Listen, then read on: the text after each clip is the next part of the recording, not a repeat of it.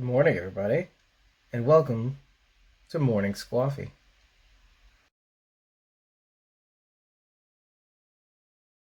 Submitted by Nightmare on Elm on Instagram and Twitter. Do you think people who have had a brain injury after the entire world became infected are now immune? Well, I thought about this for a little while. Robert Kirkman specifically doesn't like revealing how people got infected. The other thing that they don't like to talk about is that there's a cure, or even the possibility of a cure. They like to toy with you, but they don't like making exceptions. That being said, a middle road on this idea that could produce a special kind of walker. That's a tough one, too. The lead up into Fear the Walking Dead Season 5. Somebody said, you don't want to miss out on these walkers. These walkers are kind of special. The only thing that was different about these walkers from other walkers was the way you would have to dispose of them. Not getting any on you. Their behavior wasn't really different at all.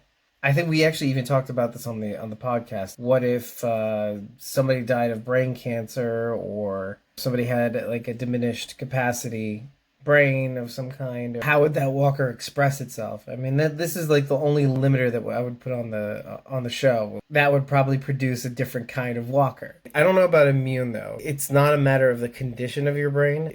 I really don't think it matters at all. All it means is that when you turn into a walker, you might express yourself as a walker differently. That would be kind of interesting. That would be the only thing that I could think of that they could get away with.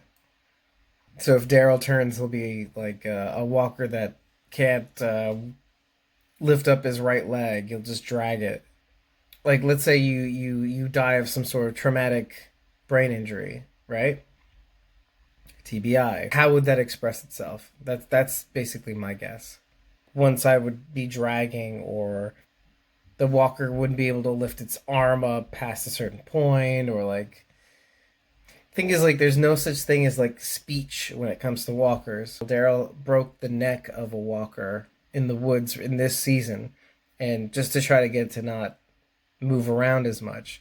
So there's things that you can do to a walker. If you died with, or if you lived or / died with some sort of traumatic brain injury, that would have real life consequences and expressions in the walker.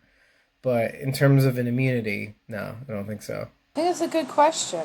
And it kind of makes me think of how vaccines work, right? Live virus vaccination, they're giving you a little bit of it so that your body can then fight off with the immunities. So if Daryl got a small dose of the zombie virus, he could be immune to it. Why not, right? Took just a little teeny bit of the zombie virus, gave it to somebody, their body would create antibodies and then fight off the virus, right? Just like any other virus. Man, good question.